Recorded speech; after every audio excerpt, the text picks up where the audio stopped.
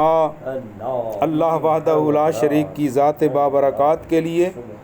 اور تمام تر درود و سلام حضرت محمد مصطفیٰ احمد مجتبیٰ صلی اللہ علیہ وآلہ وسلم کی ذات بابرکات کے لیے۔ اسلامی سال کا آخری مہینہ ذی الحج شریف ہے،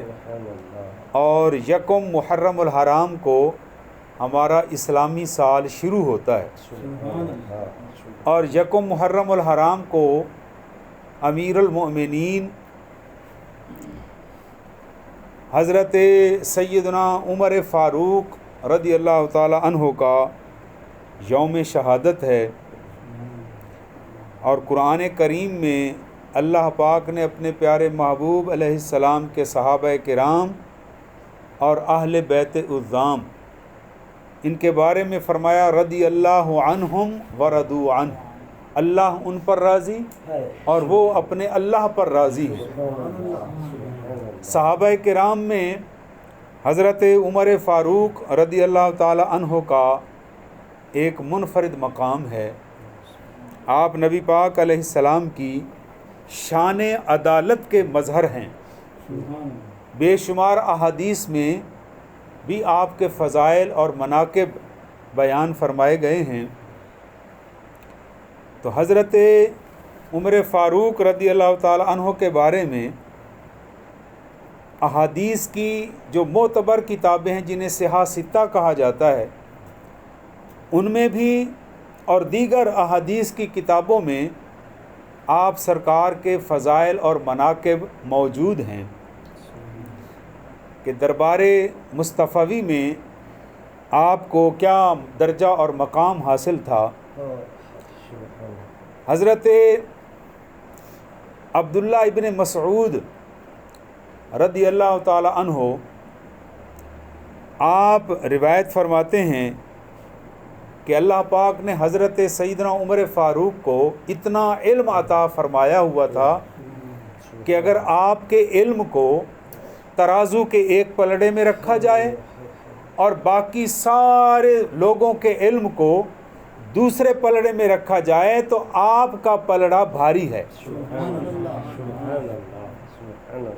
حضرت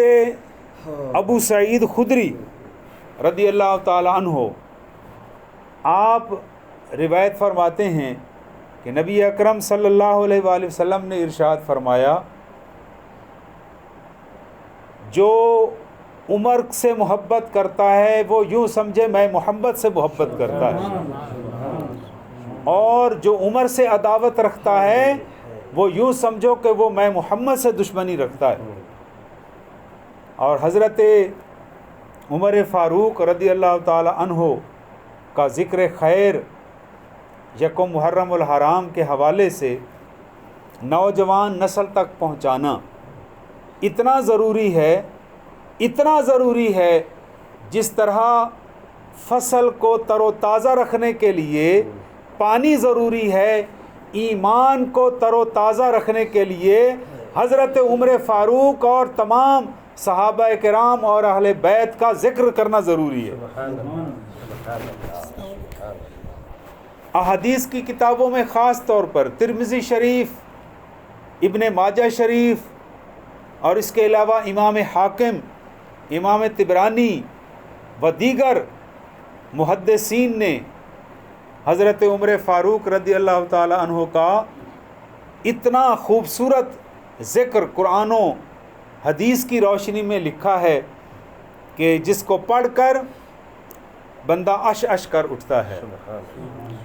اور ہم اہل بر صغیر پر حضرت عمر فاروق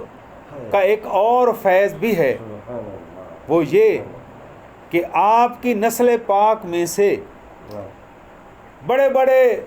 بزرگان دین تشریف لائے، وہ فاروقی ہونے کی وجہ سے، فاروقی نسبت کی وجہ سے انہوں نے اسلام کی ایسی خدمت کی جس طرح ان کے دادا نے اسلام کو پھیلایا، پوتوں نے بھی ویسے ہی اسلام کو پھیلانے میں اپنا فریضہ سر انجام دیا۔ جن میں چمکتا دمکتا نام حضرت زہد الانبیاء بابا فرید الدین مسعود فاروقی گنج شکر کا ہے. آپ بھی حضرت عمر فاروق کی اولاد میں سے ہیں. اور دوسرا سلسلہ عالیہ نقشبندیہ بر صغیر میں اس سلسلہ طریقت کو پھیلانے میں، فروغ دینے میں اور دین حق کو پھیلانے میں اور اس کو بچانے میں جو مرتبہ اور مقام اور خدمات حضرت شیخ احمد سرہندی المعروف حضرت مجدد الفسانی شیر ربانی اللہ اللہ اللہ اللہ اللہ اللہ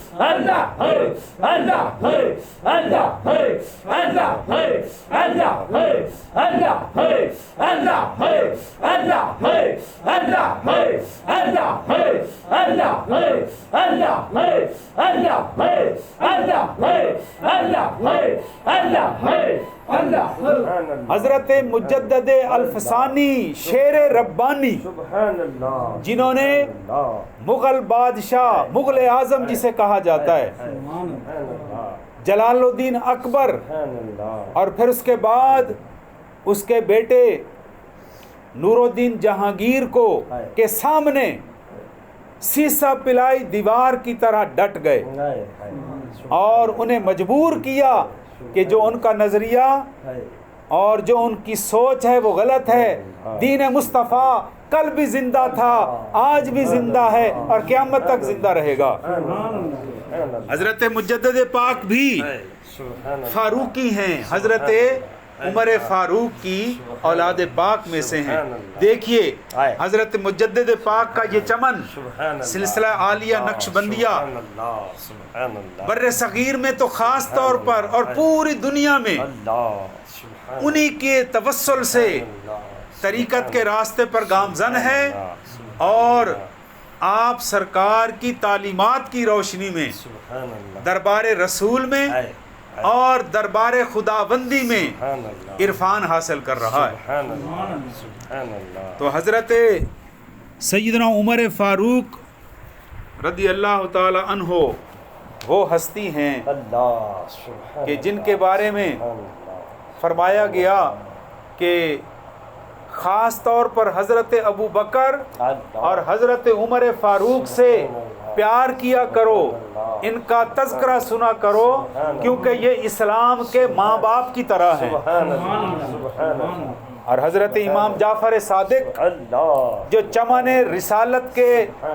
مہکتے ہوئے پھول ہیں، حضرت امام محمد باقر کے صاحبزادے حضرت امام جعفر صادق رضی اللہ تعالی عنہ فرماتے ہیں جس کسی نے حضرت ابو بکر اور حضرت عمر کے خلاف زبان درازی کی میں اس سے بیزار ہوں، وہ میرا کچھ نہیں لگتا.